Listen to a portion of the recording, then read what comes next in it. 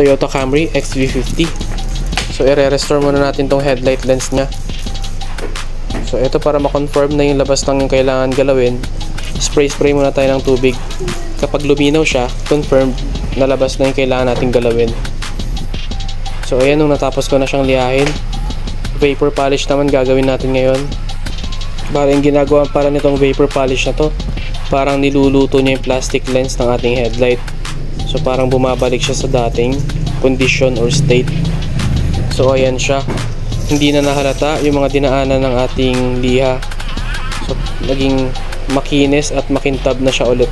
So balik sa pagkakalinaw yung ating headlight lens cover. Tapos naglagay nga din pala tayo dito ng projector fog lights. Dual high beam function ito. Tapos compare natin sa headlights, parang natabunan na yung kanyang low beam. Yung high beam na lang napapansin sa kanyang headlights, saka yung fog lights natin na kinabit. So ayan siya guys. Ito nga pala yung finished product natin. Sobrang linaw na ulit, sobrang kinis na, at sobrang kintab. So ayan siya. Hindi siya halatang niliha, gawa ng ating vapor polish yan.